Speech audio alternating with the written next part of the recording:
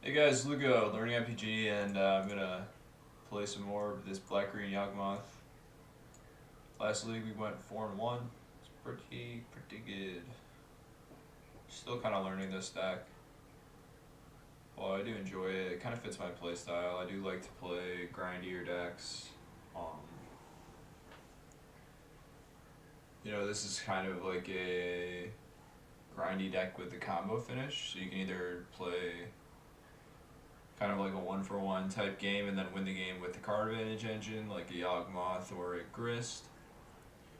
Or you just go for your combo.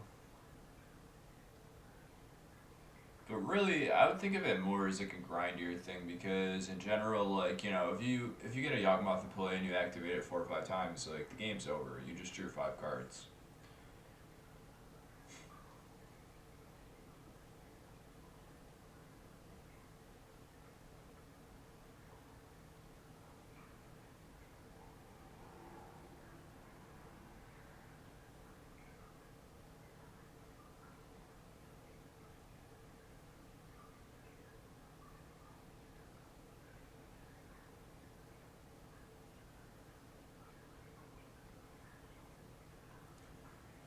So for those who are kind of new to MTGO, I will say that the best value is probably playing a format like Modern if you're looking just for like profit, I guess.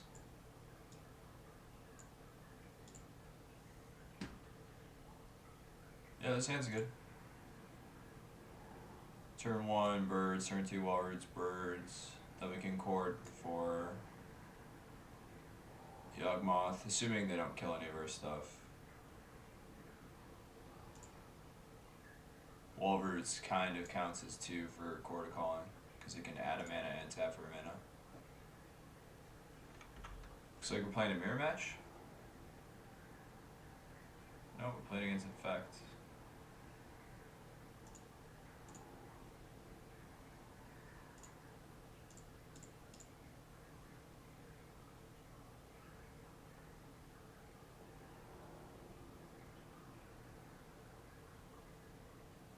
We're gonna play Urborg, but we're also against Infect, so I don't know whether to get an Overgrown Tomb or a Forest. Maybe give them less information about what deck we are.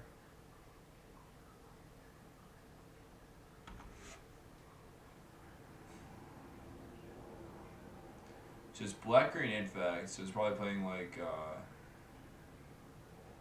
the 3 mana 2/2 guy.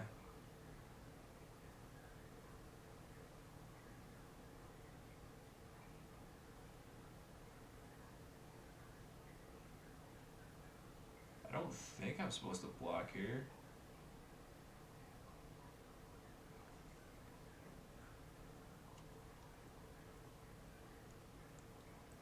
So next turn, if they have like 2 pump spells, we're dead. Wait.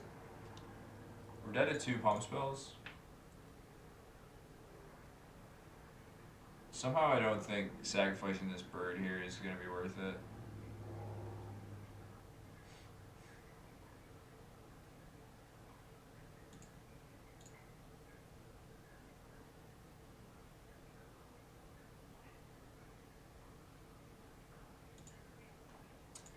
Okay, we basically just need to survive to getting a Yawgmoth in play. Once we get a Yawgmoth in play, it should be GG.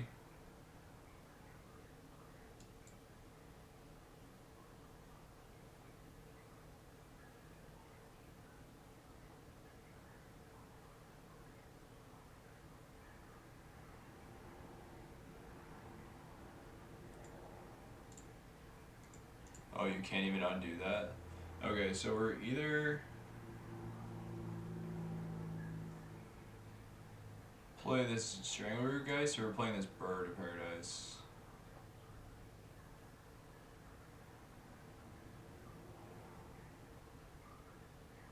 Actually, I think it's better to play Birds, then we can cord for a Yawgmoth.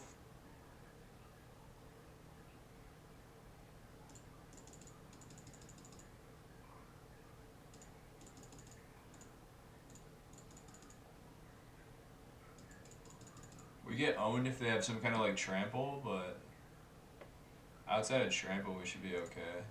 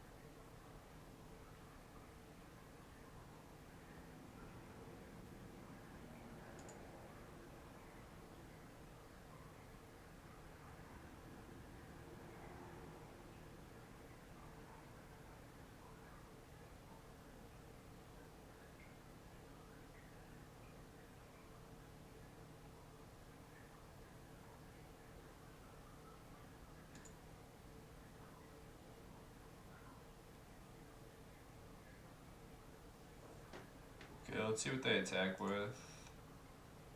Both, I'm assuming, right?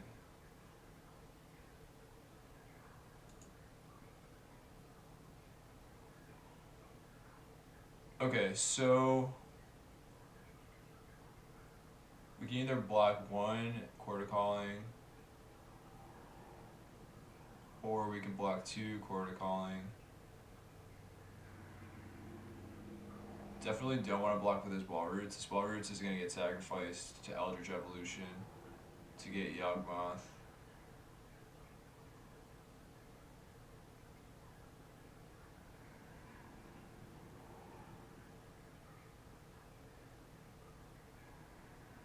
We're basically just playing around Mutagenic Growth.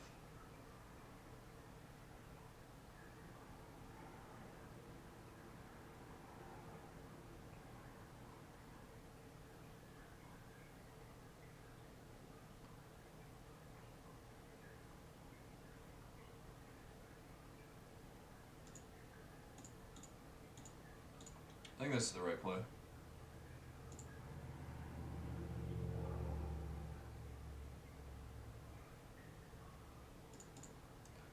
Also, in general, like, we're okay trading. So we're trading these Birds of Paradise for scale ups. So it's not like we're chump blocking in the traditional way. We're basically trading our birds for. So I'm gonna get Yawgmoth, because that's basically gonna give me two sacrifice outlets for the Yawgmoth.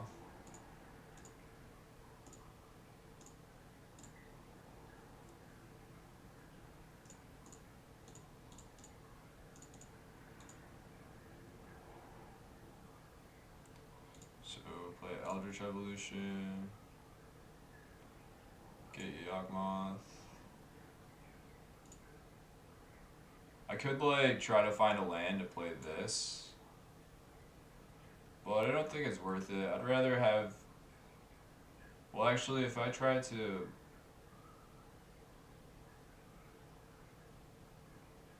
I'm at so much life right now that I think I can afford to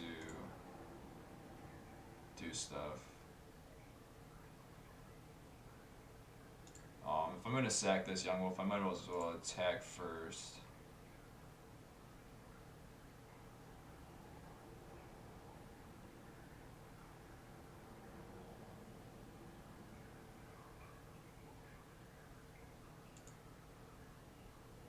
Actually, you know, I don't think I have to do anything. I think I can just chill.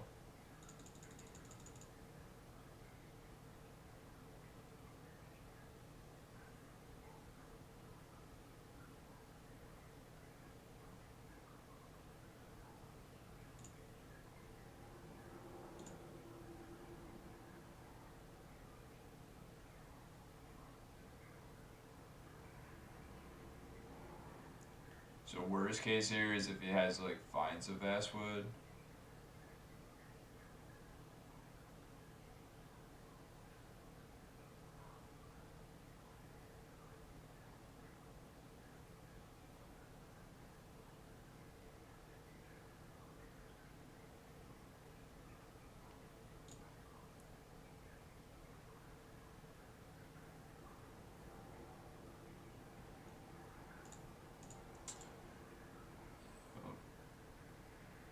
I guess just hope he doesn't have Vines.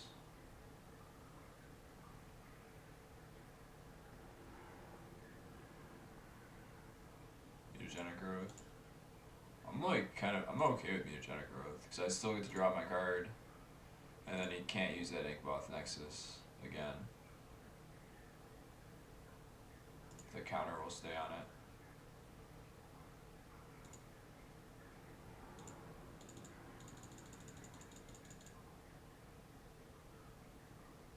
So we did have the Mutagenic Growth, so it's a good thing we decided to block with both.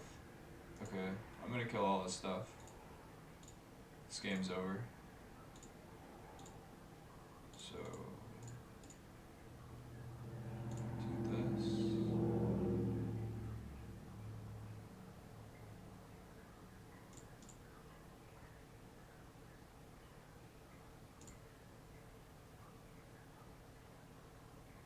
So I might as well attack first.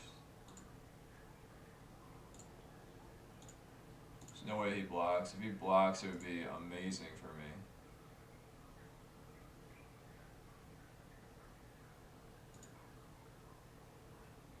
So we were 1 mana short of winning the game. I could have tried to win the game this turn, actually, but I don't think it's necessary at all.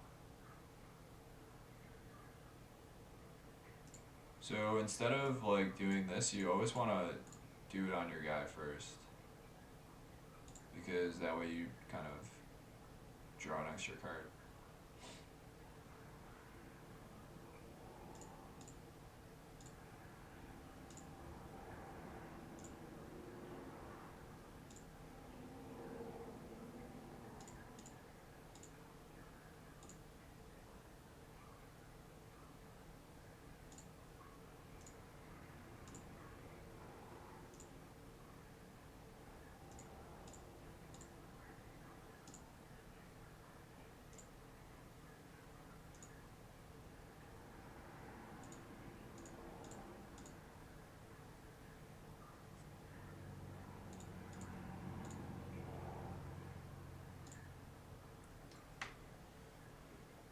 Okay, seems like a pretty good matchup if I get this in play. Like, all the guys have 1 toughness.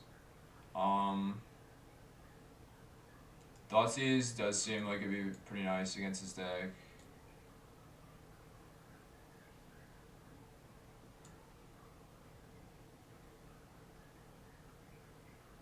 This is pretty much useless. Endurance is useless.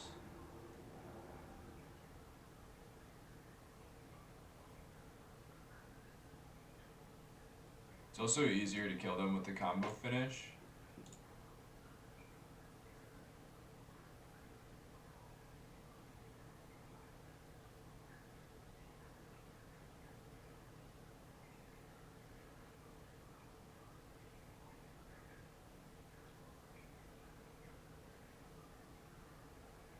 Grist. I feel like Grist is maybe not as good against his deck because I feel like he's gonna have ways to get through like 1/1s. Could be wrong about that.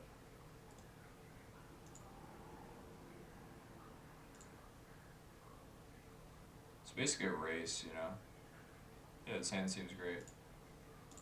If he's got a way to kill my mana dorks, it's pretty bad.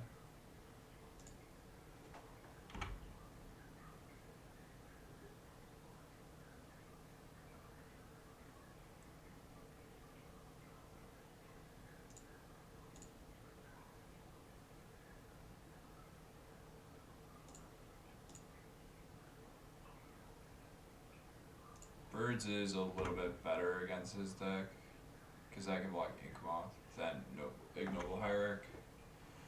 My hand's really good, but I mean his deck probably has ways to win super fast.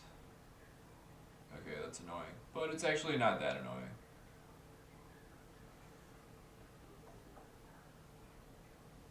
Wow, he just used his mutagenetic growth just like that.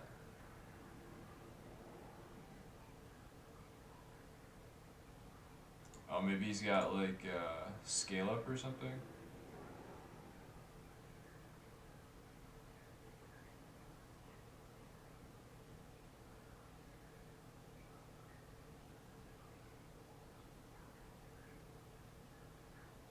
So I have options here. I could Thoughtseize, or I can Wall Root. I lose a lot of tempo by using my Thoughtseize.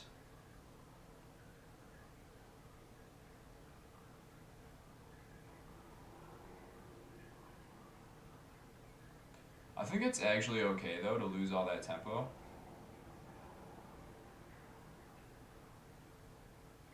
The fact that he did this tells me that he's got like a scale up. I actually don't know why he did this. Just trying to think of like what could be in his hand.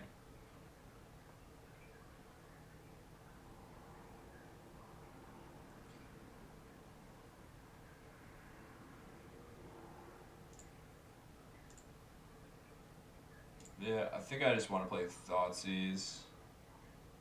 If his hand's really bad, then, you know, so be it. Then I'm going to probably win anyways, but this could just get rid of... Okay.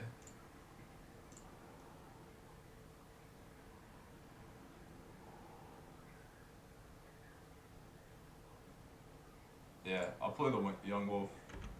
Again, just being super cautious here.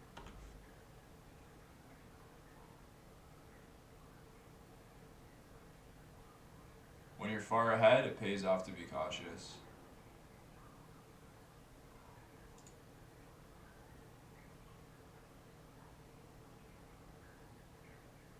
Another Yawgmoth, so I know his hand.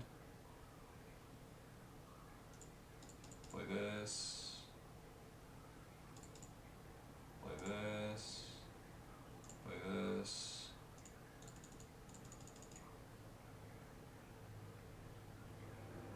Attacking for 1 doesn't really accomplish much. I just need to fade like some kind of pump spell that kills me here. Okay, I know what he drew. So if I were him, like, I wouldn't have shown that. I would have played one of these lands. Showing it, yeah. So now I have perfect information. Game's over.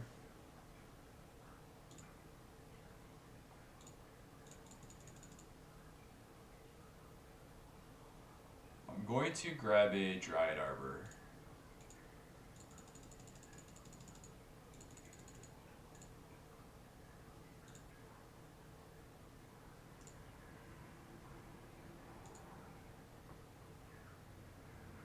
Because that just gives me 1 more activation. It's actually 2 more activations if you have a Yawgmoth in play, because then you can sacrifice a creature to remove a counter from your Yawgmoth. Oh, whoops. That was dumb. I thought it was going to come into play on tap because my Dryad Arbor was up there.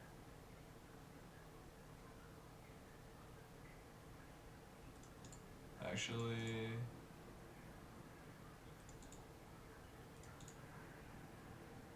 yeah, I have to do it this way.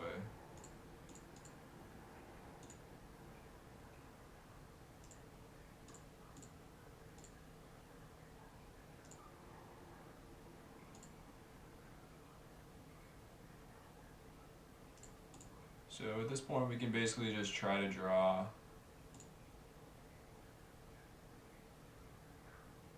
something.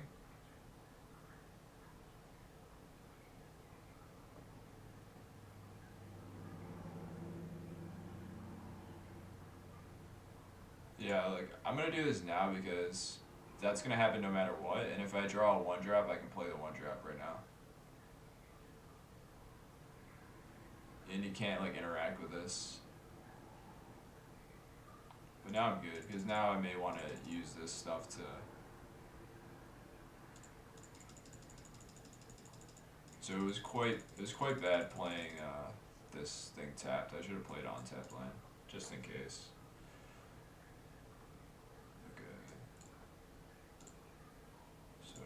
He's got nothing going on. If you get to untap, you might as well not do any sacrifice at the end of turn, because now I can use this stuff for mana.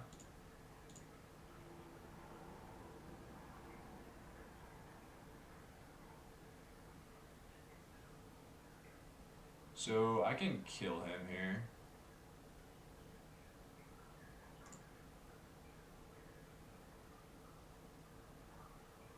I'm just going to attack first, just to make it a little bit simpler. But I'm basically going to sacrifice the Yawgmoth to get Giralf's Messenger and then just bounce him over and over.